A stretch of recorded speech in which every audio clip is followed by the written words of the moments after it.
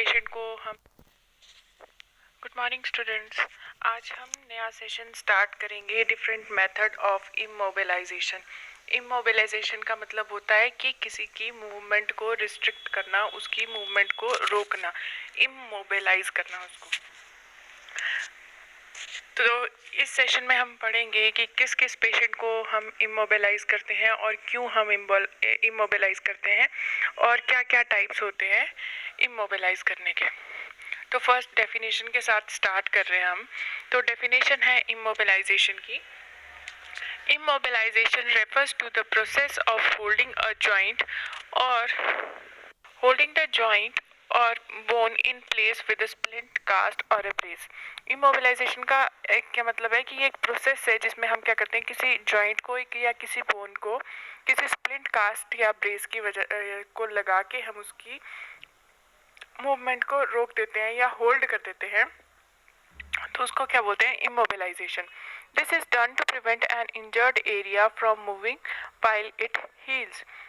तो ये किस लिए होता है, ये किया जाता है कि किसी एरिया को, जैसे कोई हील हो रहा है, जैसे कहीं पे लग गई थी और उसको ठीक करने के लिए जो टाइम चाहिए, तो उस टाइम के लिए, उतने टाइम पीरियड के लिए उस जॉइंट की मूवमेंट को बंद करने के लिए, कम करने के लिए, होल्ड करने के लिए जो हम प्रोसेस यूज़ करते हैं उसको क्या बोलते हैं, इमोबिलाइजेशन। जैसे आपने देखा होगा कि जब प्लास्टर लगाते हैं तो किसी की बाजू टूट जाती है तो उस टाइम पे क्या करते हैं, प्लास्टर लगाते हैं, प्लास्टर कास्ट करते हैं उसको। तो जो प्लास्टर कास्ट होता है वो किस लिए किया जाता है, उस आर्म की मूवमेंट को होल्ड करने के लिए, ताकि वो जुड़ने के लिए उसको प्रॉपर टाइम मिल सके। नेक्स्ट है इसका पर्पस। तो पर्पस है कि पर्पस क्या होता है कि क्यों हम लोग ये चीज करते हैं। तो फर्स्ट है splint cast and brace support and protect broken bones. तो स्प्लिंट कास्ट और ब्रेसेस जो होते हैं वो क्या करते हैं, किसी टूटी हुई हड्डी को सपोर्ट करते हैं या डिसलोकेटेड जॉइंट को सपोर्ट करते हैं, या इंजर्ड टिश्यू जो है, जैसे कोई टिश्यू है आपकी बॉडी का, वो क्या हो गया, इंजर्ड हो गया, कोई इंजरी हो गई है वहाँ पे, तो उसको ठीक करने के लिए, उसको टाइम देने के लिए, ठीक होने के लिए, रिकवरी का टाइम देने के लिए हम उसकी मूवमेंट को होल्ड करने के लिए मतलब जो है वो हम इमोबिलाइज करते हैं। Such as tendons and ligaments, tendons या लिगामेंट्स की मूवमेंट करने के लिए।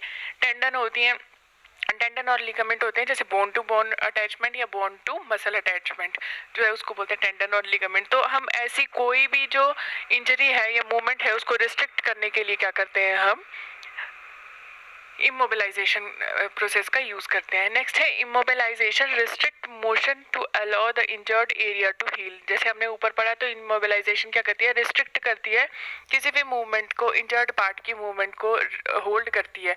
मतलब जहाँ पे इंजरी हुई है वो पार्ट जो है वो मूव ना हो पाए और उसको प्रॉपर टाइम मिल पाए हील होने के लिए, ठीक होने के लिए, इसलिए उसको क्या किया जाता है, इमोबिलाइज किया जाता है।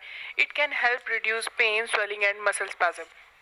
तो ये किस में हेल्प करती है, पेन को कम करने के लिए, सूजन को कम करने के लिए, और मसल स्पाज्म, स्पाज्म मतलब सख्त हो गए हैं मसल्स, तो स्टिफनेस हो गई है उनमें, तो उसको ठीक करने के लिए हम लोग इसका यूज करते हैं। In some cases splints and cast are applied after surgical procedures that repair bone, tendon and ligament. तो कुछ केसेस में क्या करते हैं, हम स्प्लिंट कास्ट जो है वो अप्लाई करते हैं आफ्टर सर्जरीज के बाद, ताकि उनके बोन्स और टेंडन या लिगामेंट जो भी है, जिसकी भी सर्जरी हुई है, वो ठीक हो जाए, उसको प्रॉपर टाइम मिल सके ठीक होने के लिए। नेक्स्ट है डिफरेंट मेथड ऑफ इमोबिलाइजेशन। अब जो टाइप के हम इमोबिलाइजेशन के मेथड यूज करते हैं उसके बारे में हम लोग थोड़ा सा डिटेल में जाएंगे। तो फर्स्ट है स्लिंग। अब देखो, जैसे आपको पिक्चर में दिखाई दे रहा है, आपने कई बार देखा होगा कि ऐसे बाजू को बांध दिया जाता है या किसी भी पार्ट ऑफ द बॉडी को जो है वो इस तरीके से सपोर्ट किया जाता है, तो इसको क्या बोलते हैं, स्लिंग। कौन से टाइप का इमोबिलाइजेशन है, ये स्लिंग है। Sling are often use to support the arm after a fracture or other injury. तो स्लिंग्स को कहाँ यूज किया जाता है, मेनली आर्म में यूज किया जाता है, किसके बाद, फ्रैक्चर के बाद या किसी और इंजरी के बाद sorry. They are generally use along with cast और स्प्लिंट। ये किसके साथ यूज किया जाता है, कास्ट या स्प्लिंट के साथ इसको यूज किया जाता है, but are sometimes use alone as a means of immobilization. और कई बार क्या है, इसको अकेले भी इस्तेमाल किया जाता है। कैसे इस्तेमाल किया जाता है, कई बार इसको कास्ट और स्प्लिंट लगा के यूज किया जाता है और कई बार इसको अकेले यूज किया जाता है, सिंगल स्लिंग ही यूज किया जाता है। They can be use in emergency to immobilize the arm until the doctor can see the child. तो किस लिए करते हैं हम लोग, इमरजेंसी में किया जाता है इसको, पार्ट को इमोबिलाइज करने के लिए, जब तक कि डॉक्टर जो है वो पेशेंट को देख नहीं लेता। नेक्स्ट क्या है, ब्रेसिस एंड कॉलर्स। तो ब्रेसिस और कॉलर्स, ब्रेसिस आप इमेज में देखो, ये दांतों में जो लगाए जाते हैं, आपने काफ़ी देखा होगा, इसको क्या बोलते हैं, ब्रेसिस बोलते हैं। और कॉलर होते हैं जो नेक के अराउंड जो है वो बांधा जाता है, उसको बोलते हैं कॉलर्स।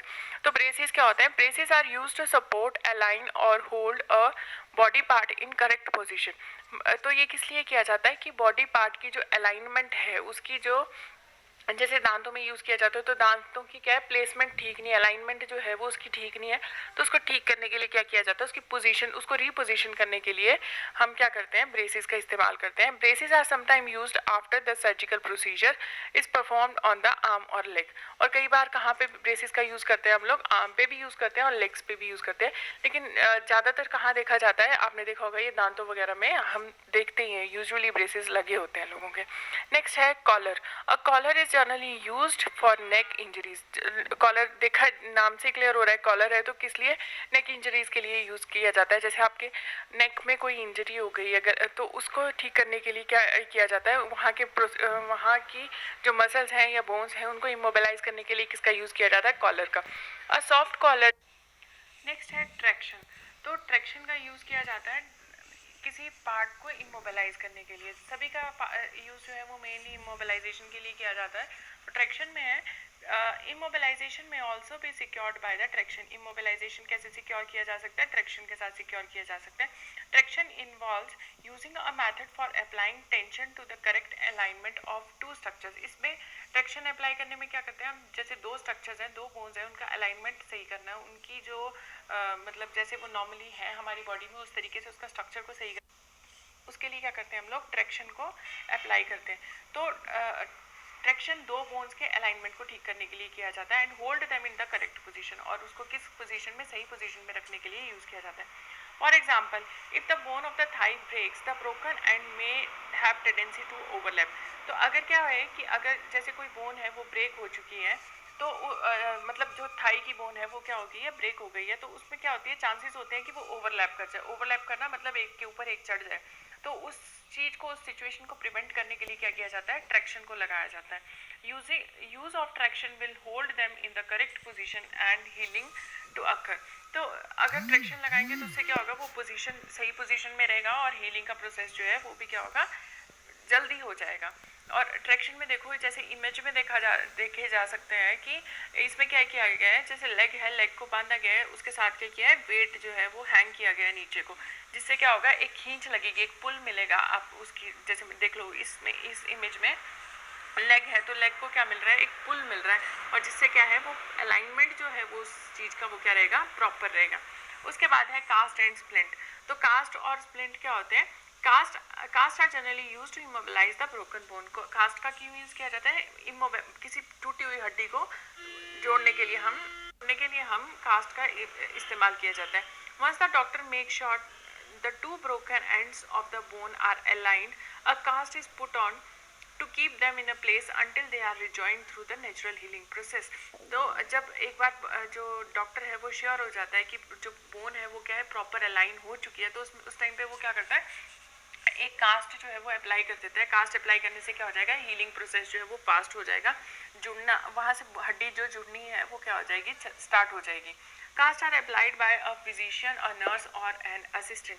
तो कास्ट कौन अप्लाई करता है, या फिजिशियन या नर्स या फिर कौन असिस्टेंट जो है वो क्या करता है, कास्ट अप्लाई करता है। कास्ट होती है जैसे प्लास्टर होते हैं, तो प्लास्टर को क्या बोला जाता है, प्लास्टर कास्ट। तो वो हड्डी को जोड़ने के लिए यूज़ किया जाता है। उसके बाद है प्रिकॉशंस।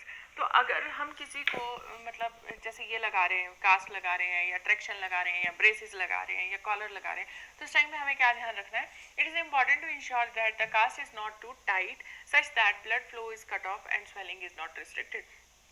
तो क्या है कि कास्ट क्यों अप्लाई किया जाता है, ताकि सॉरी प्रिकॉशंस क्या लेने हैं वहाँ पे, जब हम कोई कास्ट इस तरीके की कोई भी चीज़ अप्लाई कर रहे हैं तो उस टाइम पे क्या प्रिकॉशंस लेने हैं कि वो जो आपने कास्ट लगाई है वो क्या है, वो बहुत ज़्यादा टाइट ना हो। टाइट होगी तो उससे क्या होगा, ब्लड फ्लो जो है वो वहाँ पे बंद हो जाएगा, उससे क्या हो जाएगी, जो ब्लड फ्लो बंद होगा तो जिस पार्ट पे आपने अप्लाई किया उसके डैमेज होने के चांसेस जो है वो ज़्यादा रहते हैं, और वहाँ पे क्या ब्लड सप्लाई रिस्ट्रिक्ट हो जाएगी, स्वेलिंग ज़्यादा हो जाएगी। तो इस सब चीज़ का ध्यान रखना है कोई भी कास्ट या ट्रैक्शन लगाते टाइम पे। Aftercare, after a cast और a splint has been put on, जब आपने कोई कास्ट लगा दी है तो उसके बाद क्या करना है, द इंजर्ड आर्म और the leg should be elevated for 24 to 72 hours. तो उसमें क्या करना है, जो इंजर्ड पार्ट है उसको कितनी देर के लिए एलिवेट करके रखना है, 24 to 72 आवर्स, 24 से 72 घंटे के लिए एलिवेट करके रखना है। एलिवेट क्यों करना है, एलिवेट करने से क्या है, वहाँ उस पार्ट की क्या होती है, स्वेलिंग जो है वो कम हो जाती है, और अगर आप एलिवेट नहीं करोगे तो वहाँ पे सूजन आनी स्टार्ट हो जाएगी। It is recommended that the child lie or sit with the injured arm or a leg raised above the level of the heart।